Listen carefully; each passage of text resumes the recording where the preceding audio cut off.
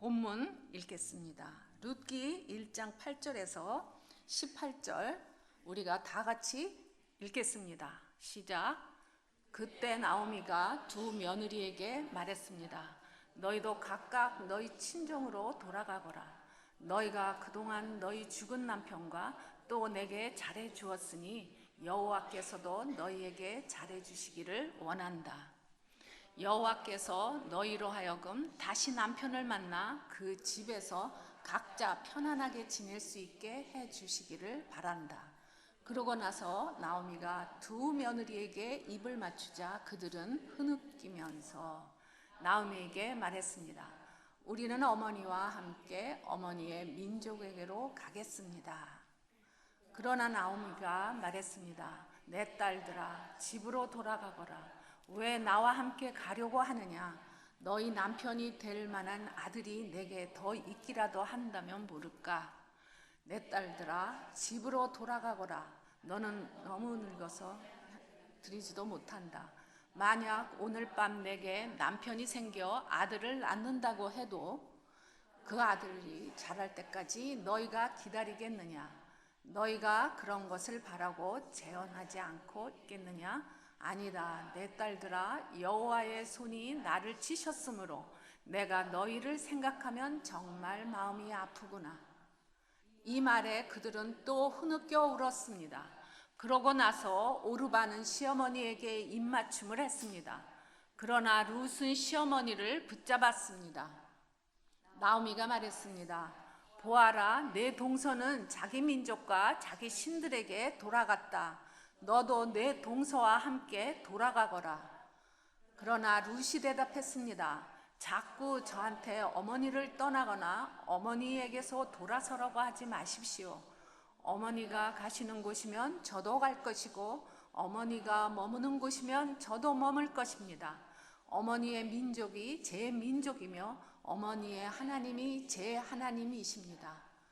어머니가 죽는 곳에서 저도 죽을 것이고 저도 거기에서 묻힐 것입니다. 죽음 외에 그 어떤 것도 어머니와 저를 갈라놓을 수 없습니다. 그렇지 않으면 여호와께서 내게 심한 벌을 내리고 더 내리셔도 좋습니다. 나오미는 룻이 그토록 자기와 함께 가려고 마음을 단단히 먹은 것을 알고 더는 말하지 않았습니다. 아멘. 그리스도의 계절이라는 제목으로 김만 목사님 말씀 전해 주시겠습니다. 할렐루야. 아멘. eng공동체 섬기는 김만 목사입니다. 이렇게 은혜의 자리에서 여러분 뵙게 돼서 너무나 기쁩니다. 제 목사님들한테 목요 여성 예배에 설교하러 가야 된다고 하니까 가서 힐링 많이 받고 오라고 하시더라고요. 제가 몰랐어요. 무슨 뜻인지 사실 몰랐는데 제가 예배 때 앉아 있는데 그 마음이 들더라고요. 저희 교육자실 혹시 와보신 분들은 군대 내무반 같아요. 진짜 다 남자들이 다 목사님들 다 덩치도 크시잖아요. 다 앉아 있고 2달 동안 제가 사실 좀 많이 마음이 무거웠는데 여기 오니까 완전히 이게 천국으로 이렇게 딱 오는 느낌으로 마음이 너무나 편안하고 사실은 너무 기쁘더라고요. 하나님께서 저와 여러분을 사랑하십니다. 하나님께서 우리 모임을 귀하게 여기십니다.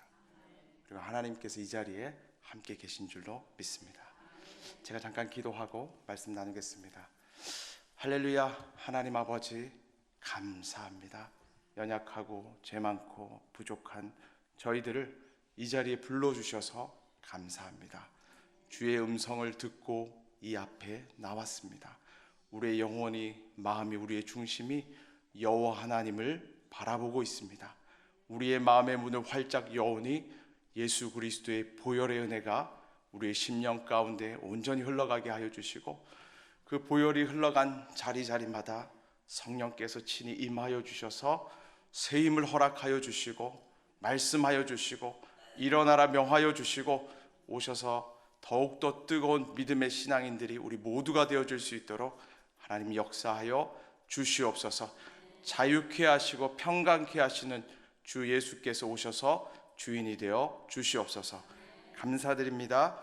예수 그리스도의 이름으로 기도드립니다. 아멘. 저희가 신학교 다닐 때에 이런 우스갯소리가 있었어요. 어떤 우스갯소리가 있었냐면 성경에 그렇게 많은 인물들이 등장하는데 가장 행복했던 사람은 누굴까? 그런 우스갯소리가 있었어요. 근데 생각보다 결론이 쉽게 났대요. 원래 어려운 질문인 줄 알았는데 따지고 보니까 제일 행복했던 사람은 하와였을 것이다. 왜 그런지 다 아시죠? 시어머니 없이 인류 첫 번째 딸이었기 때문에 살 수 있었고. 그럼 가장 불행했던 사람은 누구였나? 답을 우리는 다 알죠. 남편도 없이 시어머니만 남은 룻이 가장 힘들었을 것이다. 사실은 농담 같은 이야기이지만 사실은 그의 인생이요 만만치 않은 인생이었잖아요. 그 앞에 놓인 고난의 이야기가 사실은 만만치 않은 이야기였음을 우리 너무나 잘 압니다. 우리 룻의 이야기를 그림처럼 생각해 보면요, 엘리멜렉이라는 사람이 등장합니다. 엘리멜렉, 그의 부인이 누구입니까? 나오미예요. 두 사람이 두 아들 말론과 기럯과 함께 유대 땅 베들레헴에서 살고 있었습니다. 근데 유대 땅 베들레헴에 아주 심한 가뭄이 든 거예요. 살기 어려워지니까 이분들이 요단강 건너 모압 지역으로 옮겨가셨어요. 옮겨갔는데 어떤 일이 일어나냐면 이 아버지 엘리멜렉이 갑자기 죽게 됩니다. 잘 해보려고, 잘 살아보려고 새로운 믿음의 도전으로 모압 땅으로 갔는데 아버지가 돌아가신 거예요. 그러니까 이제 말론과 기럯 그리고 어머니 된 나오미만 남은 거예요. 어떻게 살까? 우리가 그냥 여기서 살자 이렇게 된 거예요. 근데 살려고 하고 있는데 어떤 일이 있냐면 말론과 기럯조차 죽어버린 거예요. 아버지가 죽었죠. 두 아들이 죽은 거예요. 이제 며느리 2명만 남은 거예요. 오르바와 룻만 남은 거예요. 여러분, 이 이야기를 남의 이야기처럼 들으면 사실은 대단한 이야기처럼 들리지 않아요. 근데 우리 이야기라고 생각해 보면요, 사실은 너무나 힘든 상황이에요. 너무나 암담한 상황입니다. 여러분, 엘리멜렉이라는 이름이요, 여호와 하나님이 멜렉, 왕이시다, 이런 이름이에요. 여러분, 이 집안이요 괜찮았던 집안입니다. 신앙이 좋았던 집안이에요. 아버지 이름이 여호와가 왕이시다, 이런 집안이에요. 여러분, 이들이요 나중에 베들레헴으로 돌아왔을 때요 온 성읍이 떠들썩했어요. 이 집안이 어땠던 사람들입니까? 유명했던 집안이에요. 알려진 집안이었어요. 가까운 친척 보아스가요 동네 유지잖아요. 제일 부자잖아요. 사실 이 집안이요 아주 괜찮은 집안이었습니다. 성경은 우리에게 얘기하고 있는 거죠. 신앙이 아주 좋은 믿음의 집안에도 어려운 일이 닥쳐올 수 있다고 얘기하는 거예요. 괜찮았던 집안, 경제적으로 부유했던 집안에도 삶의 어려움이 닥칠 수 있다고 이야기하는 거예요. 이분들이 왜 모압 땅으로 갔을까? 첫 번째 이유는 분명합니다. 가뭄이 들어서, 흉년이 들어서 더 잘 살기 위해서 새로운 자구책을 찾아서 이민처럼 떠나간 거예요. 또 한 가지 이유는요, 말론과 기럯이라는 이 자녀들의 이름이요 병약한, 쇠약한이에요. 태어났을 때 이름을 누가 그렇게 짓습니까? 어릴 때부터 아팠다는 거죠. 어릴 때부터 연약했다는 거죠. 그러니까요, 여러분, 가뭄이 들 정도면 얼마나 기후가 안 좋아진 상황이겠어요. 그래서 좀 더 좋은 컨디션을 찾아서, 좋은 환경을 찾아서 떠나갔을 수도 있다. 잘해보려고 간 거예요. 여러분, 그런데 아버지는 돌아가시고 아들 둘과 엄마만 남으니까 병약하고 쇠약한 이 아이들을 키우기가 쉽겠습니까? 그래서 자구책으로 생각한 게 모압 여인들과 결혼을 시킵니다. 오르바와 룻이에요. 그런데 사실 이스라엘 백성들이요 모압 사람들을 엄청 싫어했어요. 신명기 23장에 보면 애굽 사람들은 3, 4대가 지나면 이스라엘 총회에 들어올 수 있습니다. 근데 모압 사람들은 영원히 이스라엘 총회에 들어올 수 없는 사람들이 모압 사람들인 거예요. 그런데 그들과 결혼을 시켰는데 아들 둘까지 죽는 일이 일어나게 된 거예요. 여러분, 지금 이들 앞에 놓여진 상황이 어때요? 시어머니와 며느리 둘만 남은 상황이에요. 여러분, 하나님의 회복의 역사가 만약에 이 가정 가운데 임한다면요, 우리들이 그런 간증 많이 들었잖아요. 뭔가 불꽃이 있어야 되잖아요. 뭔가 사건이 있어야 되잖아요. 어떤 일이 터져서 이 경제적인 상황이, 어려움의 상황이 해결되어져야 되는데 터질 가능성이 없어요. 여러분, 불이 일어나려면요, 우리 예전에 다 배웠습니다. 불이 일어나려면 세 가지 요소가 필요해요. 뭐예요?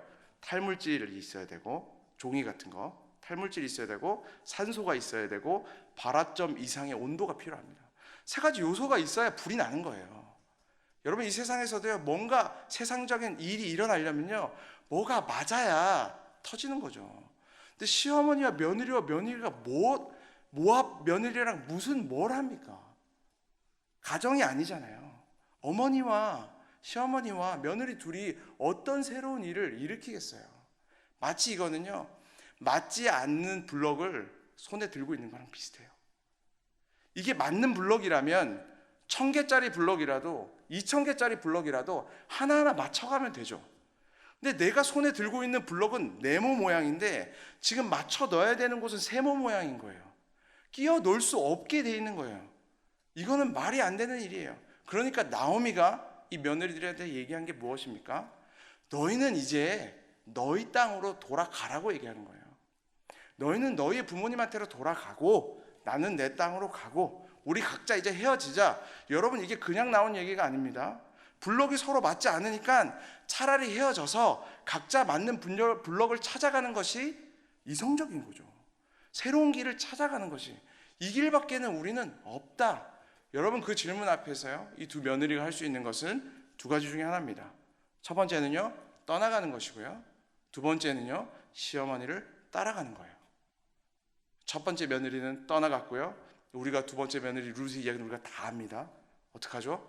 그가 쫓아갔어요. 나는 쫓아가겠다. 그러니까 어머니가 뭐라 그래요? 야, 그러지 마라. 우리가 가능성이 있냐? 우리 둘이가 뭐가 블럭이 맞냐? 내가 지금 오늘 밤에 다시 결혼해서 남편을 얻어서 지금 아들을 낳는다고 해도 언제까지 너가 기다리겠느냐? 이거는 되지 않는 그림인데 왜 나를 따라오려느냐? 그런데요, 룻은 믿음으로 이 어려움을 돌파하고요. 우리는 다 알죠. 그리스도의 계절이 이 가정 가운데 왔습니까? 못 왔습니까? 그리스도의 계절이 이 가정 가운데 왔고 풍성한 은혜가, 회복의 역사가 이 가정 가운데 임한 것을 우리들은 알고 있습니다. 저희 앞에도요, 사실 그런 어려움들이 있습니다. 모두가 있어요. 모두가 가지고 있는 사실 맞지 않는 블럭들이 있습니다. 우리가 할 수 있는 거는요, 우리도 두 가지입니다. 한 가지는요, 그 가정의 블럭을요, 의식의 저편으로 밀어두는 거예요.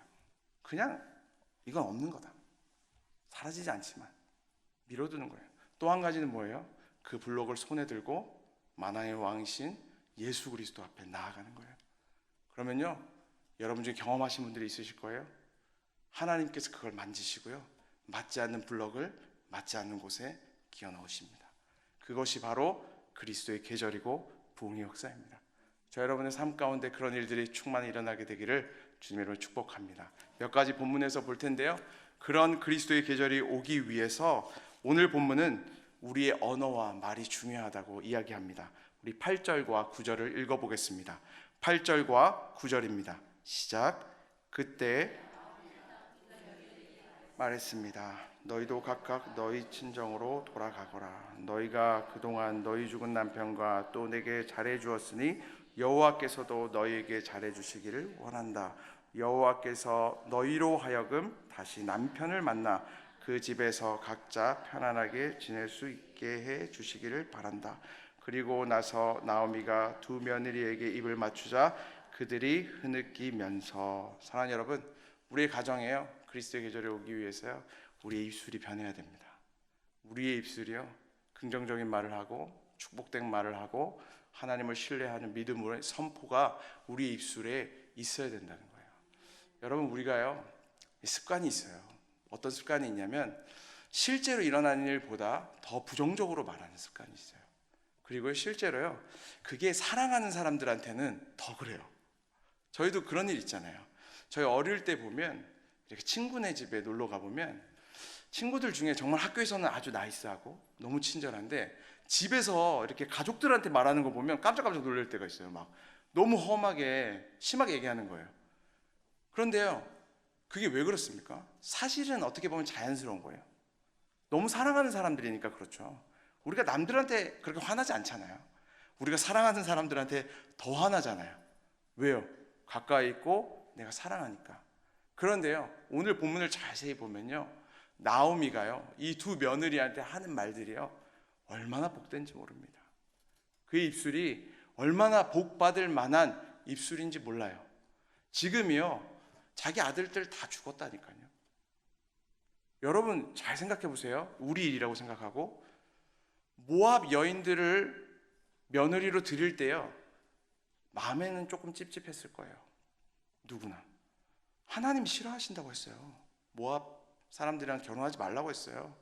이스라엘 백성들 자체가 모압 사람들 싫어해요. 내가 이거 결혼시켰다가 벌 받을지 않을까, 이런 생각 안 해봤겠어요? 인간이면. 그런데 결과적으로 자녀들이 죽었어요. 예로부터요, 남편이 죽으면요, 그 며느리들한테 이상하게 사람들이 그런 생각합니다. 네? 사실은 그 이유를 거기에 물을 수도 있어요. 그런데 오늘 본문에 이렇게 얘기합니다. 결과가 나쁜데도, 지금 상황이 우리가 아주 절망적인데도 뭐라고 얘기하냐면, 너희가 나의 아들들과 나에게 잘해주지 않았냐. 나의 하나님께서 너희의 인생을 잘해주기를 원한다.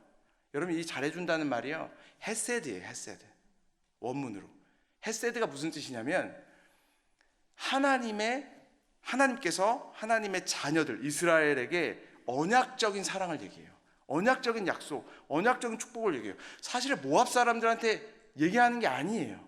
자기들 민족들끼리 얘기하는 단어예요. 그런데 그 축복을 하는 거예요. 떠나가라고 얘기하면서, 하나님이 지금 우리 상황은 이렇게 됐지만 너희는 진짜 우리한테 잘했고, 하나님께서 너희를 선대해 주시고, 너희가 이제 시집도 잘 가서 괴롭힘 당하지 않기를, 정말 어려움 없기를 내가 축복한다. 여러분, 이거 대단한 축복입니다. 제가 질문이 있습니다. 과연 이 나오미가요, 이런 축복의 말을 이제 떠나니까, 그때 이제 처음으로 이제 두 번 다시 안 볼 거니까 축복의 말을 하고 보내려고 한 걸까요? 아니면 평시에도 날마다 그런 축복의 말을 했을까요? 평시에도 그런 말을 했을 거예요. 자기의 병약한 두 아들을 정말 잘 돌봐주는 모압 여인 며느리들, 딸들에게요, 날마다 축복했을 거예요. 하나님께서 너에게 복 주시기를 원한다. 하나님이 너의 편이다. 하나님께서 반드시 모든 것을 갚아주기를 원한다. 여러분, 회복의 탄력성이라는 책이 예전에 히트를 쳤습니다. 그 이야기가 다른 이야기가 아닙니다. 사람들이요, 너무나 큰 시련을 만나게 되면 어떤 사람들은 산산이 유리조각처럼 부서져 버리고요, 어떤 사람들은 그런 어려움을 겪더라도 곰공처럼 다시 탄력을 받아서 일어난다는 얘기예요. 그래서요, 예를 들면 건강한 사람이 갑자기 전신마비가 오면 어떤 사람들은 인생을 다 포기하고 정말 절망 가운데로 빠져드는데, 서울대 해양지질학 교수님이신 이상목 교수님 같은 분은 이제 차가 뒤집혀서 갑자기 이제 대학자가 완전히 이게 몸을 못 쓰시게 된 거예요. 그런데요, 그분은요, 볼펜을 입에 물고 휠체어를 몰고 이전보다 더 열심히 진짜 학문적인 활동을 하고 더 일을 하고, 하와이에 카와이라는 섬이 있는데 거기에 대한 이제 연구가 거기에 발표됩니다. 어떤 내용이냐면, 1950년대 때 800명의 사람들을 30년 동안 종단으로 추적 조사한 거예요. 왜 했냐면, 이 카와이 섬은요, 막 음란과 마약과 진짜 가난과 빈곤과 정말 너무나 살기 힘든 곳이에요. 그런데 이상하게도 고등학생들을 조사해 보면 그 중에 30%는 그 어려운 환경과 고난의 상황과 상관없이 미국의 전체 평균보다 훨씬 성공하고 훨씬 밝고 건강한 자아를 갖고 살아간다는 거예요. 조사해 보니까 그 이유가 뭔지 아세요? 누구든지 한 명 이상의 따뜻한 말을 해주는 사람이 그 사람들에게 있었다는 거예요. 그게 어머니가 될 수도 있고, 할머니가 키워줬을 수도 있고, 가까이 있는 선생님일 수도 있고, 목사님일 수도 있고, 누굴지 모르지만 누군가가 꾸준히 그 사람에게 신뢰를 주고 회복하는 말을 했다는 거예요. 사랑하는 여러분, 우리 각 가정 가운데 그리스도의 계절이 오기를 원하십니까? 먼저 은혜 받은 우리의 입술이 변화해야 되는 줄로 믿습니다. 두 번째로요, 한 가지 더 이야기하는데요, 좋은 일이든 나쁜 일이든 하나님이 개입하고 계심을 믿어야 합니다. 우리 13절을 함께 한 목소리로 읽습니다. 13절입니다. 시작. 그 아이들이 자랄 때까지 너희가 그런 것을 바라고 재혼하지 않고 있겠느냐? 아니다, 내 딸들아, 여호와의 손이 나를 치셨으므로 내가 너희를 생각하면 정말 마음이 아프구나. 지금 나오미가 당한 상황이요, 사실 정말 당황스러운 상황이죠. 잘해보려고 떠난 거예요. 뭔가 도전해보려고 떠난 거예요. 자녀들을 위해 떠난 거예요. 그런데 아버지를 잃었어요. 남편을 잃었어요. 두 자녀를 잃었어요. 그런데 나오미는 그게 무엇 때문인지 분명하게 알고 있습니다. 뭐라고 얘기합니까? 여호와의 손이 나를 치셨으므로. 그 이유가 다른 것이 아니라 여호와께서 나를 치셨으므로 우리가 이 어려움 가운데 있다는 거예요. 사랑하는 여러분, 믿음이라는 거 다른 거 아닙니다. 하나님께서 모든 것 주관하시고 있다고 믿는 게 믿음입니다. 좋은 믿음, 큰 믿음이 다른 게 아닙니다. 내가 겪고 있는 좋은 일이든지 나쁜 일이든지 여호와 하나님께서 모든 것을 다스리고 있다는 것을 분명히 시인하는 것이 큰 믿음입니다. 아모스서 4장에 보면요, 이스라엘 백성들을 향해서 그의 삶을 여호와께로 돌이키게 하기 위해서 하나님께서 어떻게 하시는지 말씀하시는 장면이 있는데요, 이렇게 얘기하세요. 내가 너희의 이빨 사이에 먹을 것을 제하고 너희가 정말 굶주리게 만들었는데도 너희는 내게로 돌이키지 않았다. 내가 너희에게 메뚜기를 보내고 내가 너희에게 병충해를 보내서 너희의 가수원에 모든 것을 먹게 했는데도 너희는 나에게 돌이키지 않았다. 내가 이집트 땅에 전염병을 보냈던 것을 너희에게 보내서 지금 너희의 장막 가운데 살이 썩는 냄새가 가득한데도 너희는 나에게 돌이키지 않았다. 내가 너희를 불에서 타다가 꺼낸 검은 막대기처럼 만들었는데도 너희는 나에게 돌이키지 않았다. 사랑하는 여러분, 영적으로 깨어있는 사람은요, 돌뿌리에만 걸려도요, 우리 부주일 수 있죠. 그런데 우리는 회개하는 거예요. 하나님을 생각하는 거예요. 하나님이 나에게 무슨 메시지를 생각하시나. 작은 기쁨에도요, 우리는 하나님께 영광을 돌리는 거예요. 그런데 영적으로 둔감하면 어떻습니까? 우리가 불에 타다가 꺼낸 막대기처럼 망하고 괴로움 상황 가운데 있더라도요, 하나님을 생각하지 않는 거예요. 여러분, 병도요, 원인을 알고 진단을 알아야 고칠 수 있습니다. 하나님께서 하신 일이라면 우리가 하나님께 찾아가 하나님이 회복해 주실 것을 바라보지만 우리가 원인을 다른 곳으로 자꾸 돌리잖아요. 그러면요, 우리가 다른 데 자꾸 다니는 거예요. 나오미도요, 다른 핑계 못 대겠습니까? 가뭄이 와서 그랬습니다. 경제적인 환란이 와서 내가 지금 이 상황 가운데 있습니다. 내가 그때 실수로 모압 땅의 여인들을 며느리 만나서 이렇게 된 거 아닙니까? 내가 그때 실수해서 과거에 이런 거 아니라는 거예요. 여호와 하나님께서 허락하신 고난이다. 그러므로 이것은 여호와 하나님께서만 회복시킬 수 있다. 여러분, 어떻게 하면 하나님의 손길이 우리의 삶 가운데 막 역사하신다는 거 깨닫게 될까요? 어떻게 하면 하나님이 우리에게 복도 주시고 하나님께서 우리를 지금 이 순간 치고 있다는 것을 분명하게 알게 될까요? 너무 쉽습니다. 우리 다 아는 거예요. 기도해야 돼요. 기도하는 사람만이 하나님의 손길인 줄 알아요. 여러분, 우리나라 이렇게 지도에 보면 이 토끼 모양이면 꼴이 있는데 아시죠? 꼬리. 여기를 호미곶이라 그래요. 호미곶. 여기 보면 석병교회라는 교회가 있습니다. 이윤 목사님이라는 목사님이 오랫동안 사역하신 곳인데 제 후배의 아버님이세요. 진짜 기도의 사람이세요. 정말. 전 진짜 감동을 많이 받았는데, 이분이 기도를 얼마나 많이 본인만 하는 게 아니라 성도님들을 시키냐면 새벽 3시에 정교인을 다 불러요. 새벽 3시에 다 나와야 돼. 되게 무서운 분이시거든요. 이거 되게 무서운 분이세요. 그래서 새벽 3시에 그럼 정교인이 다 나와서 이 예배당에서 기도하는 게 아니라 저기 그 자갈밭에 다 내려가서 다 무릎 꿇으라고, 본인도 꿇고, 그러면 진짜 새벽 3시부터 기도하는 거예요. 기도하고 365일 철야하자. 그럼 그 교회는 그날부터 365일 철야 기도하는 거예요. 다 같이. 목사님만 하시는 게 아니라 다 같이 하는 거예요. 정말 성령님과 동행하려고 노력하시고 하나님의 음성을 들으려고 노력하시는 분이세요. 이 교회에 되게 유명한 일화가 있는데, 이 교회가 이제 그 옆에 이제 노인 요양 보호센터 이렇게 병원을 하세요. 같이 경영하는데, 목사님 보니까 너무 안타까운 거예요. 연세 많은 노인분들, 치매 노인분들, 딴 게 아니라 변비 때문에 고생하시는 게 너무 보니까 안타까워서 하나님한테 기도하신 거예요. 이분이, 하나님, 저한테도 치유의 은사를 주세요. 다 고칠 수 있게. 너무 이거 힘듭니다. 어머님들이 너무 힘듭니다. 하나님이 응답하셨어요. 네가 파줘라. 실제예요. 이거 한국에서 유명한 일합니다. 그래서 이분이요, 하나님 음성에 순종해서요, 어르신들 손가락으로 다 변비 걸리시면 손으로 빼드렸어요. 실제로. 그리고도 이분이 눈물로 하나님께 감사하며 찬양하셨어요. 그런데 이분이요, 저희 이제 장신대 오셔서 한번 강연하시는데 그 얘기를 하시는 거예요.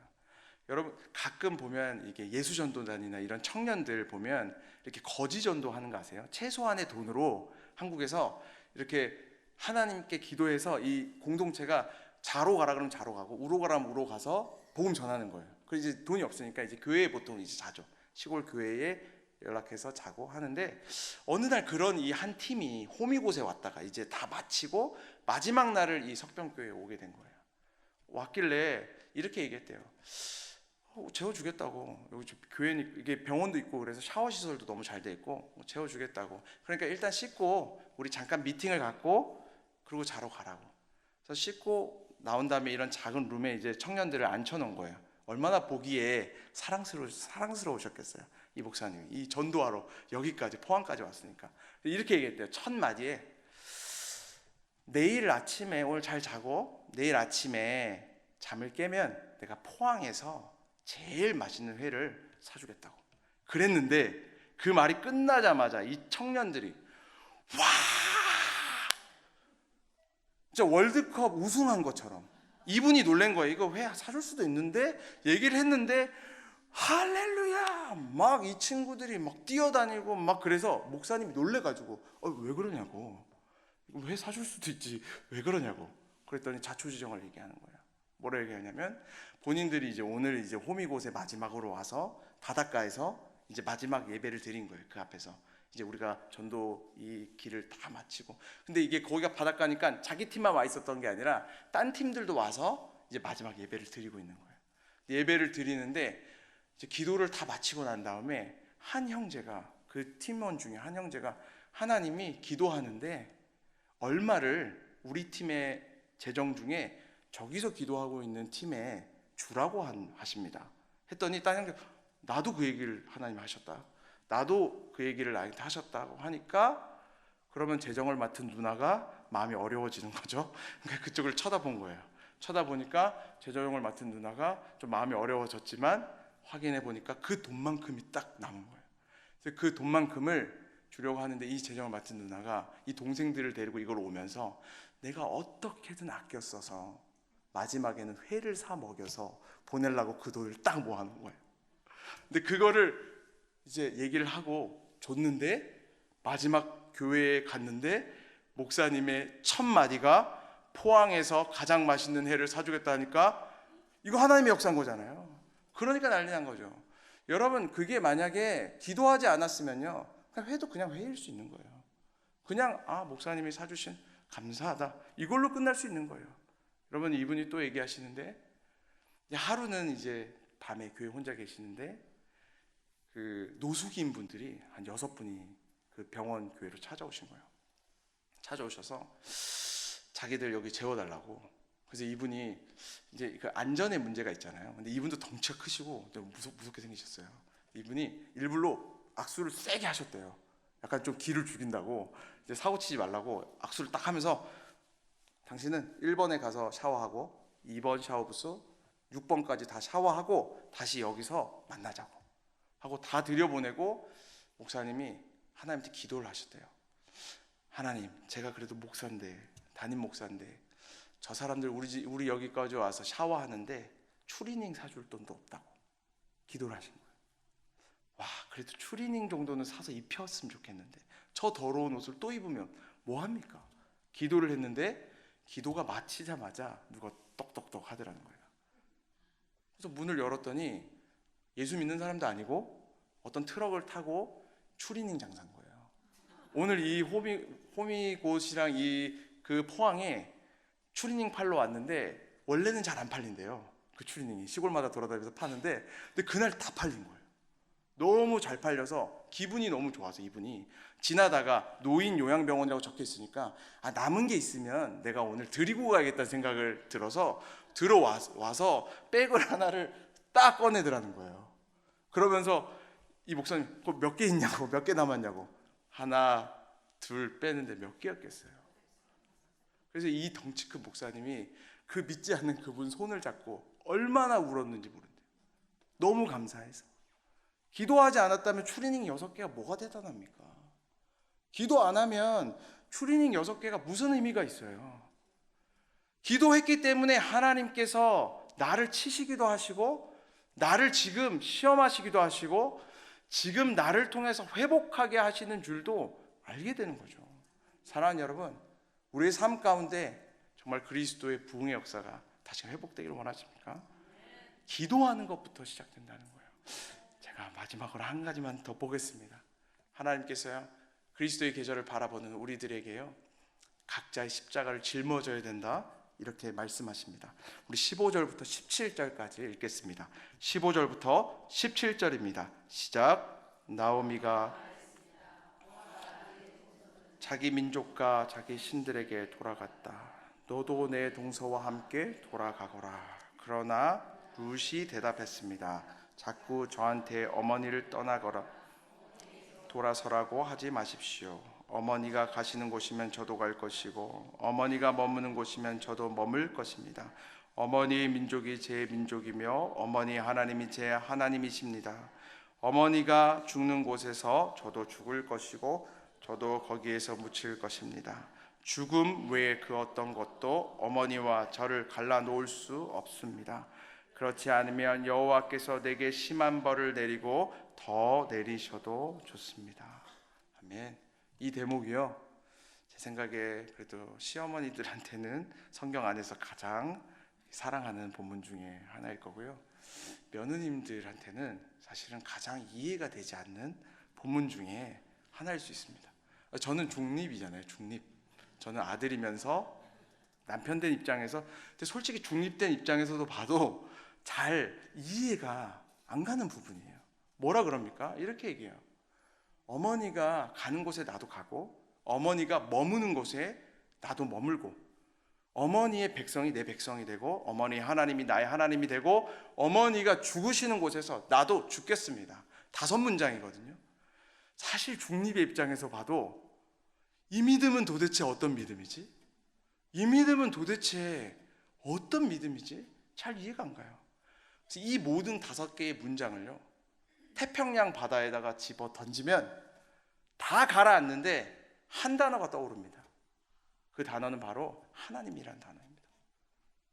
하나님이란 단어가 이 문장들 사이에 없다면 말이 안 되죠. 따라가면 안 되는 거죠.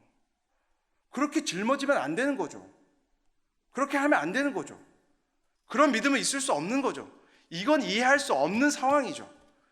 근데 여호와 하나님이 그 안에 계시기 때문에, 그 하나님이 내 하나님이 되시기 때문에, 그 하나님이 이 인생을 변화시키셔서 역사하실 것이기 때문에 이 믿음은 믿음이 되는 것이고, 이 믿음은 말이 되는 믿음이 되는 줄로 믿습니다. 하나님께서 이 본문을 통해서요, 우리들에게 말씀하십니다. 끝내는 우리의 십자가는 우리가 짊어져야 된다. 우리 옆에 분들에게 한번 인사하실 텐데요, 이렇게 인사하세요. 당신의 십자가는 당신이 짊어져야 됩니다. 그러면 이렇게 대답하시면 됩니다. 당신이 한번 내 거 짊어져 볼래? 제가 한 가지 이야기만 하고 설교 마무리하려고 하는데요, 가끔은 하나님께서 훈련시키시는 거 보면 사실은 두렵습니다. 욥을 훈련시키시는 거 봐도 두렵고요, 룻을 지금 훈련시키시는 거 봐도 너무 두려워요. 40년 동안 광야에서 이스라엘 백성들을 훈련시키시는 거 보면 너무 두렵습니다. 그런데 하나님께서 왜 이렇게 우리를 훈련시키시나? 숨이 턱까지 차도록 왜 훈련시키시나? 아니면 하나님은 왜 늘 그 언덕 너머에서 계시나? 왜 그렇습니까? 그 모든 연단을 통해서요, 우리를 더 큰 축복의 도구로 삼기 위하셔서 그래요. 우리를 더 아름답게, 하나님의 귀한 주의 귀한 아들과 딸로 이 세상을 섬기는 믿음의 사람들로 사용하시기 위해서 그래요. 제가 살아가는 목사님이 룻에 대해서 이렇게 얘기하시는데 되게 멋있더라고요. 뭐라고 얘기하셨냐면 이렇게 얘기하세요. 룻의 그 고난과 그 소망 없는 삶 가장 밑바닥에는 하나님의 큰 밑그림이 있었다고. 그리고 그 하나님의 큰 밑그림의 아래에는 여호와의 손이 있었다고. 이 말이 맞죠? 모압 자손, 이스라엘 백성 가운데 영원히 들어올 수 없는 자손이었습니다. 근데 하나님의 그 밑그림이 얼마나 아름다운지 우리는 다 알고 있죠.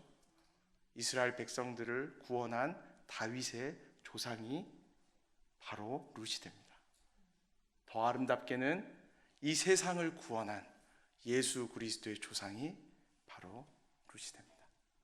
우리가 그리는 밑그림은 사실은 아주 작지만 하나님께서 우리의 밑그림이 끝나가는 그 자리에, 우리가 기도하는 그 자리에서 새로운 일들을 계획하시고 역사하시는 줄로 믿습니다.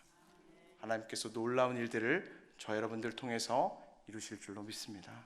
우리 시간 잠깐 기도하기를 원하는데요, 편안하게 가슴에 손을 얹고 시간 잠시 기도하기를 원합니다. 이 시간 기도할 때에 하나님, 우리들이 그릴 수 있는 밑그림은 가끔은 바닥이 납니다. 육신의 연약함 가운데 있는 우리의 가정에 의사 선생님도 여기까지가 전부 다 얘기하지만 하나님께서는 더 아름다운 그림을 그리고 계신 줄로 믿습니다. 아직도 방황과 아직도 어려움과 하나님과 먼 우리의 가족 한 사람 한 사람 가운데 우리가 봤을 때 우리의 밑그림은 여기가 마지막이지만 여호와 하나님께서는 더 아름다운 그림을 그리시고 주의 크신 손으로 그 그림을 붙들고 계신 줄로 믿습니다. 경제적인 환난 가운데, 육신의 어려움 가운데 우리가 생각하기에 우리는 여기까지가 우리가 가진 전부이고 소망 없음을 말할 수밖에 없지만 여호와 하나님께서는 이 모든 어둠의 터널을 지나 고단의 언덕을 넘어 아름답게 그리스도의 계절이 우리의 삶 가운데 오게 하실 줄로 믿습니다. 우리 이 시간 다 함께 주님의 이름을 한번 부르시며 자기 자신의 삶을 여호와 하나님 앞에 올려드리며 하나님 역사하여 주시옵소서. 맞지 않는 것 같은 이 블럭을 우리는 들고 주님 앞에 나아갑니다. 하나님 기름 부어 주시옵소서. 하나님 역사하여 주시옵소서. 우리 이 시간 다 함께 주의 이름을 한번 부르시며 통성으로 중보하며 기도하며 나아가시겠습니다. 주여, 오 성령 하나님 아버지,